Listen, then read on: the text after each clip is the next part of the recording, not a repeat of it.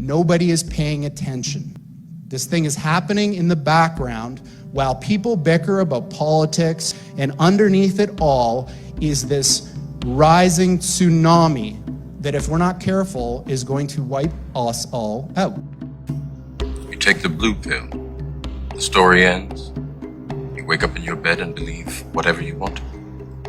You take the red pill, you stay in Wonderland, and I show you how deep the rabbit hole goes. All I'm offering is the truth, nothing more.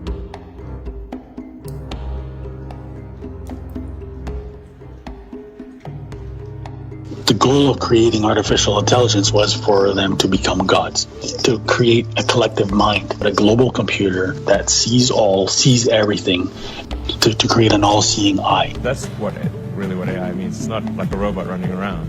The robots would simply be, they'd be like a finger of the AIs. I mean, its eyes and ears would be everywhere, every device that's network accessible. What has gone from the drawing board to the reality is this: the use of neural interfacing and physiological interfacing through the idea of remote-controlled small-scale systems to create a nanoswarm of biopenetrable materials that you cannot see, that can penetrate all but the most robust biochemical filters, that are able to integrate themselves through a variety of membranes, mucous membranes, and wherever, mouth, nose, ears, eyes, and they can be done in such a level that their presence is almost impossible to detect, and as such the attribution becomes exceedingly difficult to demonstrate.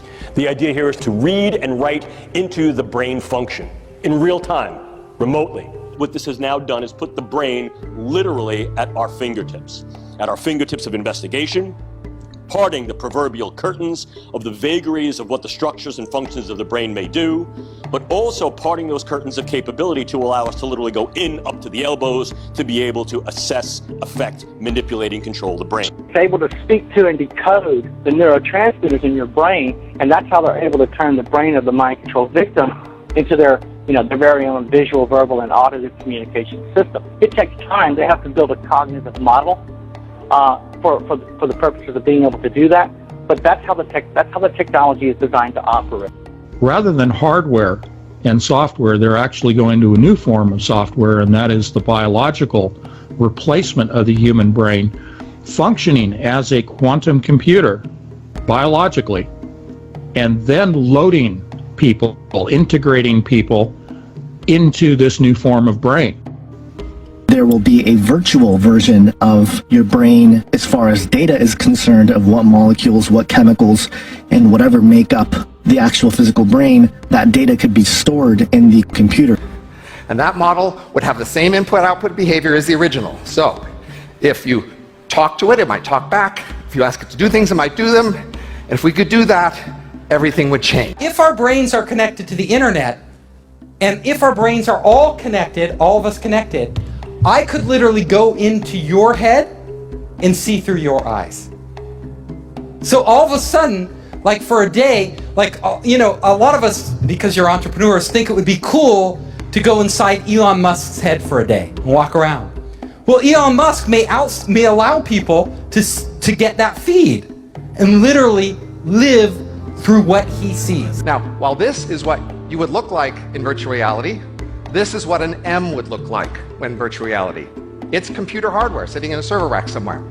But still, it could see and experience the same thing. As a result of being programmed in virtual reality, the agents had the ability to take over the simulated body of any human that was a part of the Matrix, converting it into a copy of their own.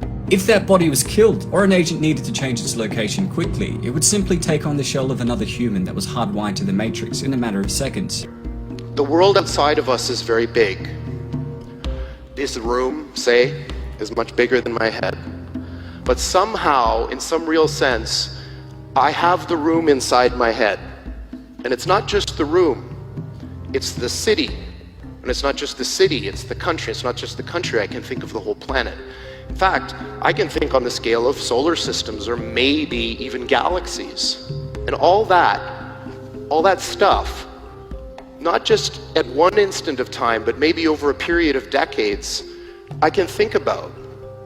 So Google was set up 18, 19 years ago to build a giant artificial supercomputer based on the neuron activities of the hive mind of humanity, with billions of people wired into it with the Internet of Things. And so all of our thoughts go into it. And everything you think, everything, from your feeling of self to the feeling that you may have a soul or a maker, to your preference for cilantro or not, all of those things live inside a place which is dark and small and never sees the outside world.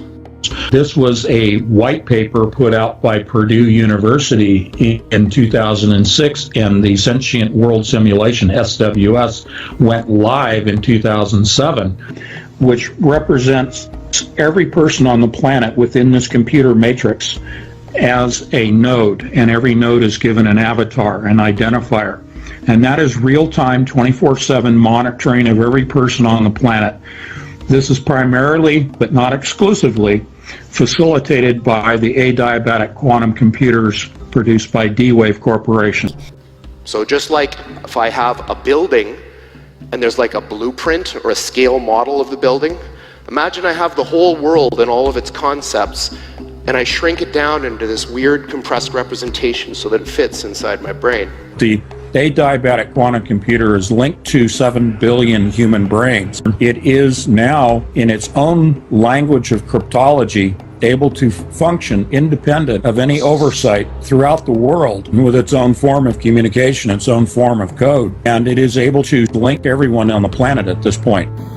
And what we are trying to do is to use this precious knowledge to build machines that can actually create, manipulate, and use these parallel realities in the service of this one. We want to grab those parallel realities from this abstract space in which they live and crunch them down into this chip. And you start thinking about us being the qubits in some massive giant quantum computing simulation. It's almost as if they're either trying to harness or to recreate what is commonly referred to as a collective consciousness. It's an engineered thing which has become a nexus point for all of these parallel realities. The shadows of all of these different universes intersect at a physical point inside of one of those boxes. You can think of it as a portal to all of these other alternate possibilities that we're trying to use in order to compute the answers to the problems that we've solved. If in fact the algorithms that are now believed to underpin certain aspects of cognition can be run on a quantum computer, the kinds of life or kinds of species that you'll get from that will be qualitatively better. What you might get is a sentience which is fundamentally different and better, in the sense that they'll learn things faster, they'll have deeper insights, they'll be able to predict into the future farther, they'll be able to take actions that have access to understanding that we don't.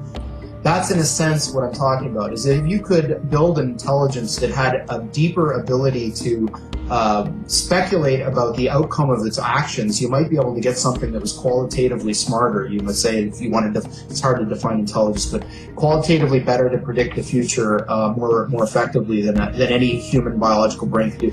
M's are very much like humans, but they are not like the typical human. The typical M is a copy of the few hundred most productive humans. It's gonna be that elite class, right? The Illuminati, whatever you want to call it. This has been the race. You know, this has kind of been what they've been trying to do in the apotheosis, in the, you know, the godhood that they sought, you know? So all those, you know, fairy tales and mythologies about living forever, the fountain of youth and things like that, this is sort of their technological answer to all that. Having the spiritual dimension be virtually created, really, around us.